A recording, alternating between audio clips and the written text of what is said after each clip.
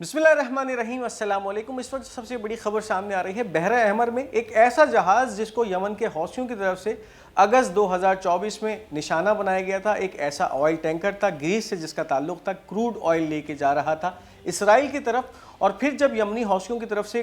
Ballistic missiles और इसके साथ साथ ड्रोन से इस ऑयल टैंकर पे हमला किया गया तो उसके नतीजे में एक खतरनाक आग थी जो इस ऑयल टैंकर में भड़क गई। 24 अगस्त 2024 को ये कार्रवाई हुई थी और फिर तकरीबन 2 से 3 हफ्ते तक ये ऑयल टैंकर उसी जगह बहरा अहमर में जहां इसको निशाना बनाया गया था आग की लपेटों में जलता रहा। और इसके साथ साथ इस ऑयल टैंकर से ऑयल स्पिल शुरू हो गया, यानी फिर जो तेल का अखराज था, क्रूड ऑयल का अखराज था, वो समंदर के पानी में से शुरू हो गया। उसके बाद तकरीबन 2 से 3 हफ्ते की मशक्क़त के बाद इसकी आग के ऊपर काबू पा लिया गया और फिर आहिस्ता आहिस्ता इसको रेस्क्यू करने का अमल शुरू हुआ। लेकिन इस वक्त जो यमनी हौसियों की कार्रवाइयाँ हैं बहरा अहमर में, वो जिस तरह से जारी थी तो उस कार्रवाइयों के नतीजे में इस जहाज़ को रेस्क्यू करना बहुत ज़्यादा मुश्किल हो चुका था। अब इस वक्त खबरें ये आ रही हैं, इस बरतानिया की सिक्योरिटी एजेंसी एम्ब्रे के मुताबिक इस जहाज़ को तकरीबन 4 महीने के बाद बहरा अहमर से रेस्क्यू कर लिया गया है। इस हवाले से जो अपडेट सामने आ रही हैं, एम्ब्रे rescue of the burning oil tanker Sounion in the Red Sea after being attacked by the हौसीज।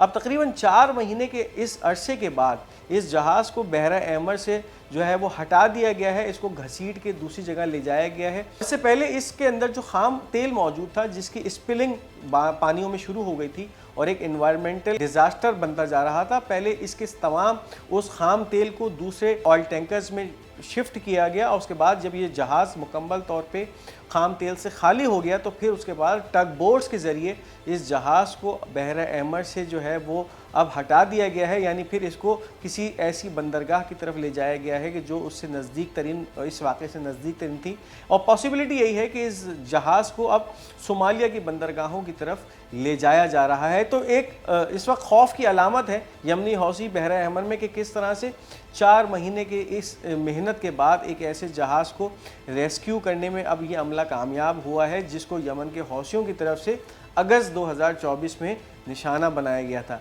इस वीडियो को आगे बढ़ाने से पहले उन तमाम नाज़रीन के लिए जिन्होंने अब तक हमारा ये चैनल पाक गोल्ड मीडिया सब्सक्राइब नहीं किया, इस चैनल को सब्सक्राइब कीजिए ताकि कोई भी अहम वीडियो आप मिस ना कर सकें। इसके साथ साथ इसराइल का अखबार है येदियोत एहरोनॉट जो कि अपनी ही इंटेलिजेंस की फेलियर का जो है इस वक्त प्रचार कर रहा है कि जब गज़ा की जंग शुरू हुई थी और इसराइल की फ़ौजें गज़ा में दाखिल हुई थी, उनका मकसद ये था इंजीनियरिंग कोर का कि एक तरफ तो हमास की तरफ से बनाई गई टनल्स है या इनका जो जाल है उसको तमाम ख़त्म किया जाए, तबाह किया जाए। और इस हवाले से अब ये अपनी फेलियर का इजहार इस वक्त इसराइल का ये अखबार कर रहा है। Yedioth Ahronoth Hebrew newspaper at the beginning of the war intelligence estimates were that there were about 150 kilometres of tunnels in Gaza but today the estimate range between 700 and 800 kilometres. जब ये जंग का आगाज़ हुआ था 7 अक्टूबर 2023 के बाद, जब इसराइल की फ़ौजें गज़ा में दाखिल हुई थी, एक तरफ तो उन्होंने बर्बरियत का बाजार गर्म कर दिया था, दूसरी तरफ उनका मकसद ये था इनकी जितनी भी इंजीनियरिंग कोर्स थी इसराइली फ़ौज की या 136 डिवीज़न थे,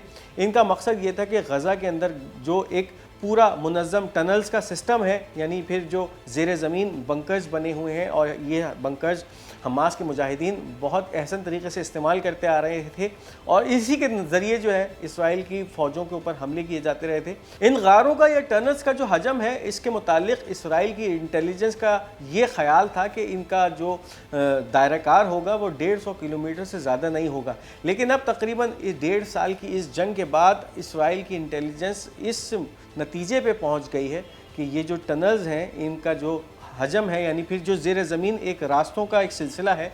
इनका हजम तकरीबन 700 से 800 किलोमीटर तक फैला हुआ है। अगर आप अंदाज़ा लगाएं और सिर्फ गज़ा के इस छोटे से टुकड़े को जिसको गज़ा स्ट्रिप या गज़ा पट्टी कहते हैं, इसका पूरा एरिया नापा जाए तो तकरीबन 45 से 46 स्क्वायर किलोमीटर से ज़्यादा इसका एरिया नहीं है। लेकिन इस 45 या 46 स्क्वायर किलोमीटर के अंदर 700 से 800 किलोमीटर का एक ऐसा जाल जो कि ज़ेर ज़मीन मौजूद है और अभी तक फ़ाल है और इसराइली फ़ौजें इन गारों को मुकम्मल तौर पे अभी तक तो इनके बारे में मालूमात ही नहीं है इसराइली फ़ौज को, ना कि वो इन गारों को या इन टनल्स को तबाह कर सकेंगे। तो इस वक्त कैफियत ये है कि इसराइल के अब जो इंटेलिजेंस एस्टिमेट्स हैं वो ये बता रहे हैं, ये ज़राए बता रहे हैं इसराइली इंटेलिजेंस के कि इस वक्त गज़ा की ज़ेर ज़मीन جو टनल्स का सिस्टम है वो तकरीबन 700 से 800 किलोमीटर के ऊपर मुहित है, फैला हुआ है। तो ये एक बहुत बड़ा इंजीनियरिंग वर्क है जो कि हमास की तरफ से, उनके मुजाहिदीन की तरफ से पहले किया गया, इस जंग के आगाज़ से पहले तैयारी की गई, और एक इतना बड़ा नेटवर्क है जिसको इसराइल अपनी तमाम तर वसाइल को बज़ुए कार लाते हुए भी मुकम्मल तौर पे ना तो जो है आइडेंटिफाई कर पाया है और ना उसको तबाह करने में वो कामयाब हो चुका है। इसके साथ साथ पिछले दिनों हमास की तरफ से ये दावा किया गया था कि उन्होंने इसराइल के 3 फौजियों को हलाक किया है एक ऐसे हमले में कि जब एक एक्सप्लोजिव डिवाइस एक टैंक को उड़ाती है और उस टैंक के अंदर मौजूद तमाम अमला हलाक हो जाता है। अब इस हवाले से इसराइल के आर्मी की तरफ से इसकी तस्दीक सामने आ चुकी है। The Israeli army admitted the death of 3 soldiers yesterday as their tank was destroyed by an explosive device in Beth Hanun। अब इस बैत हनून के अंदर जो हमला हुआ, इससे पहले हमास की तरफ से काफ़ी दफ़ा ऐसे ही टारगेट किया गया है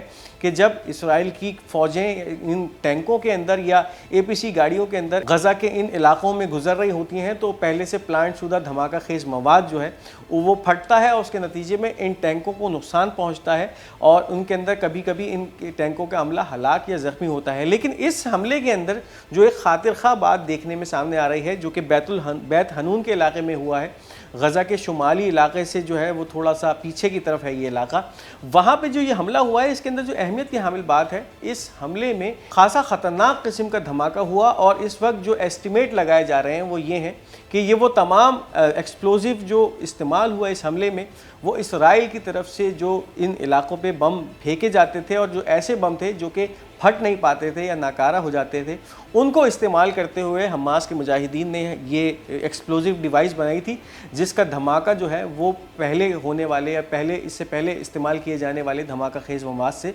बहुत ज़्यादा था। तो इस वक्त ये बातें एस्केलेट कर रही हैं कि ये वो तमाम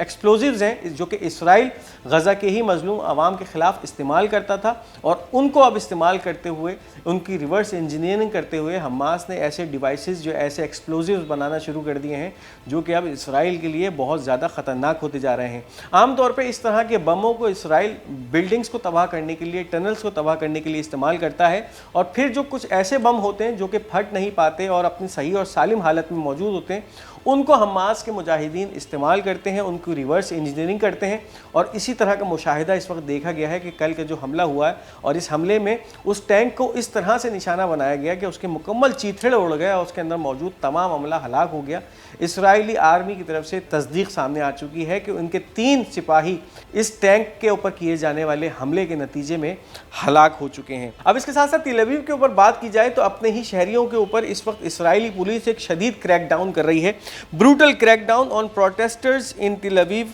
Haradim living in the Israel have once again taken to the streets to protest against compulsory military service and have faced brutal suppression from security forces. अब ये जो इसराइल की हदरीम कम्युनिटी है ये यहूदियों की ऑर्थोडॉक्स वो कम्युनिटी है जिनके मुताबिक जंग व जिदाल जो है वो अच्छी बात नहीं है और फिर इस वक्त इसराइल की जो इस्टेब्लिशमेंट है उनका मुसलसल किरदार ये है कि वो तमाम हैदरीन कम्युनिटी से ताल्लुक़ रखने वाले इन यहूदियों को जबरन जो है वो जंग की भट्टी में झोंक रहे होते हैं, यानी उनकी जबरन मिलिट्री के अंदर रिक्रूटमेंट की जाती है और उसके ख़िलाफ़ इस वक्त तेल अवीव के अंदर एक मुजाहरा चल रहा था जिसके अंदर ये इसराइल की यहूदी हैदरीन कम्युनिटी एहतजाज कर रही थी। उनसे निमटने के लिए इसराइली फोर्सेस, इसराइली पुलिस ने उन हैदरीन के ऊपर एक शदीद क्रैकडाउन किया है जिसके अंदर उनको जो है वो शदीद ज़ख्मी किया गया है और उनको उठा के ले गए हैं और अब ये सिलसिला शुरू होगा कि इनको उठाकर जबरी तौर पे इसराइली फ़ौज के अंदर भर्ती किया जाएगा ताकि फिर इनको गज़ा के अंदर झोंका जाए या जितने भी अब फ्रंट्स हैं, चाहे फिर वो शाम का फ्रंट हो, लबनान के फ्रंट में बहुत सारे ऐसे ऑर्थोडॉक्स यहूदियों को झोंका गया है, इनको भी अब इनका मकसद यही है कि किसी भी तरह से ज़ोर ज़बरदस्ती से इनको फ़ौज के अंदर, इसराइली फ़ौज के अंदर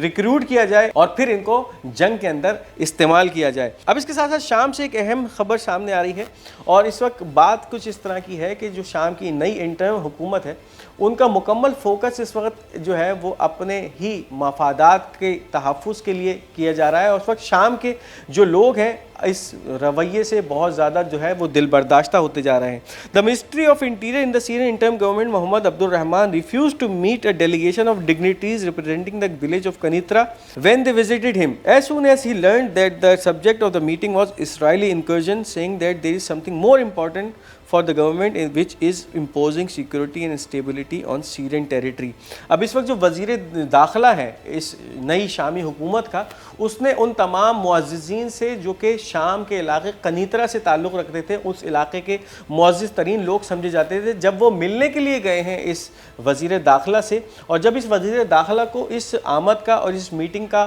جو احوال تھا وہ پتہ چلا کہ وہ جس وقت جو اسرائیل کی فوجیں قنیطرہ کے علاقے میں موجود ہیں اور مسلسل ان علاقوں کے اوپر، ان گاؤں اور ان دیہاتوں کے اوپر قبضے کیے جا رہی ہیں، اس حوالے سے یہ جو لوگ ملنے آئے ہیں، یہ معززین اس علاقے کے ملنے آئے ہیں، تو اس نے ان علاقے کے معززین سے ملنے سے مکمل طور پہ انکار کر دیا، اور انکار کا جواز یہ تھا کہ اس وقت ہمارے پاس اس اسرائیلی دراندازی سے بڑے ایشوز ہیں، یعنی پھر اس وقت ہمیں سیریا کے اندر لا اینڈ آرڈر کی سچویشن جو ہے اس کو اوپر عبور حاصل کرنا ہے، اور پھر یہ کہہ کر شام کا وزیر خارجہ اپنے شامی لوگوں سے ملنے سے انکار کر دیتا ہے۔ تو اس وقت مکمل طور پہ شام کی حکومت ویسٹرن ایجنڈے پہ کام کر رہی ہے، یہ صرف اپنے مفادات کا جو پرچار ہے وہ کر رہی ہے، اس کے علاوہ ان کو شام کے لوگوں سے کسی قسم کا کوئی غرض نہیں ہے، اور پھر جب شام کے لوگ ان سے ملنے جاتے ہیں تو وہ یہ کہہ کر ان سے ملنے سے انکار کر دی جاتے ہیں کہ اسرائیل کے معاملے پہ وہ کسی قسم کی کوئی بات کرنے کے لیے یا کوئی بات سننے کے لیے تیار نہیں ہے۔ تو یہ تھی اس وقت کی اہم اپڈیٹس۔ اس ویڈیو کو لائک اور شیئر کرنا مت بھولیے گا۔ ہمارا یہ چینل پاک گولڈ میڈیا، اس کو ضرور سبسکرائب کیجیے گا، اور اپنی قیمتی آراء کا اظہار بھی کمنٹس میں ضرور کیجیے گا۔ انشاءاللہ بہت جلد آپ کے ساتھ ایک دوسری ویڈیو میں ملاقات ہوگی، تب تک کے لیے مجھے اجازت دیجیے۔ خدا حافظ و ناصر۔